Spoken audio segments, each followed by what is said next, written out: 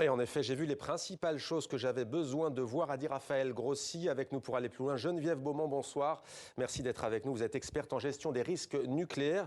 Quelles sont les premières choses que des experts nucléaires peuvent constater, ou veulent constater en tout cas, lorsqu'ils arrivent dans une telle inspection ?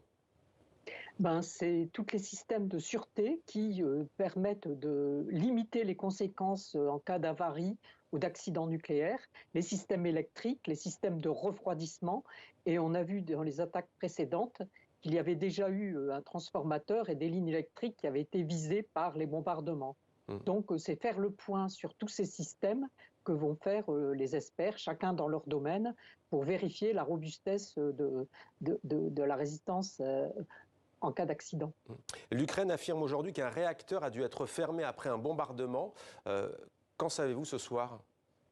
En fait, dès qu'il y a une situation difficile, on arrête la production d'énergie, ça s'appelle l'arrêt d'urgence, et ainsi on arrête les réactions en chaîne et on n'a plus qu'à refroidir le réacteur qui est toujours chaud à cause des produits radioactifs qui sont dedans. Mais c'est la première mesure qu'il faut faire quand une centrale est menacée dans son environnement, que ce soit par une inondation, un séisme, et là, en cas de guerre. Et quand on dit protéger un tel site, ça veut dire quoi exactement ? Que faut-il ? Que peut-on protéger d'ailleurs ? L'AIEA plaide depuis quelques semaines, même au niveau de l'ONU, pour qu'il y ait une zone démilitarisée autour du site, parce qu'il faut savoir que sur le site, il y a des tanks, il y a des forces, des armes qui permettent d'attaquer la région autour. Par exemple, la ville de Zaporijia, qui est à 50 km, reçoit régulièrement des bombes venant de cet endroit. Donc, en fait, il faudrait interdire que tout site nucléaire soit protégé par une zone de l'AIEA proposée 20 km. Et rappelons que depuis la Seconde Guerre mondiale, on n'a jamais eu une centrale nucléaire prise comme ça dans un champ de bataille. Et aussi, rappelons que des pastilles d'iode ont commencé à être distribuées aux habitants de la région. Alors, on parle beaucoup du site, du bâtiment, mais le personnel est mis à rude épreuve, on le sait depuis plusieurs mois maintenant. Il est sous pression. Est-ce que là encore, il y a un risque d'erreur humaine ? Certains disent que c'est même l'un des principaux risques au fond. En fait, il faut voir que ce sont des équipes d'Ukrainiens qui sont dirigées par des Russes, qui sont entourés donc de militaires.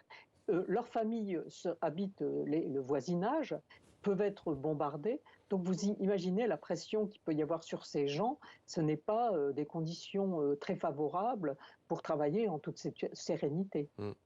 Une catastrophe nucléaire à Zaporijia, quelles en seraient les conséquences pour la région, mais aussi au-delà, pour l'Europe ? En fait, il y a toutes sortes de scénarios et de gravités possibles. La pire, ce serait qu'une bombe tombe sur le bâtiment et détruise de nombreux circuits et attaque et nuise au cœur du réacteur. Dans ce cas-là, on serait dans le cas d'un accident nucléaire comme à Fukushima ou à Tchernobyl, avec des rejets importants dans l'environnement. Et selon le sens du vent et l'importance des pluies au moment du passage de ces nuées chargées de produits radioactifs, les pays peuvent être menacés. Dernière question, on vient de le dire, l'AIEA dit que les experts vont rester quelques jours, on ne sait pas combien, on ne sait pas non plus combien des 14 personnes arrivées vont rester. C'est bon signe ou pas de dire on va rester plus que 24 heures ? En fait, ces inspections de l'AIEA, elles se font régulièrement. Il y en a déjà eu en France. L'ASN a pu demander qu'on fasse une inspection sur tel site avec des experts étrangers pour avoir un œil différent peut-être d'une autre. Et donc, en général, ces missions peuvent durer 15 jours avec remise d'un rapport derrière. Donc, la durée avec laquelle ils vont rester, c'est un peu ce qui se fait d'habitude. Merci beaucoup Geneviève Beaumont pour votre éclairage en direct ce soir dans 64 minutes sur TV5 Monde. Merci.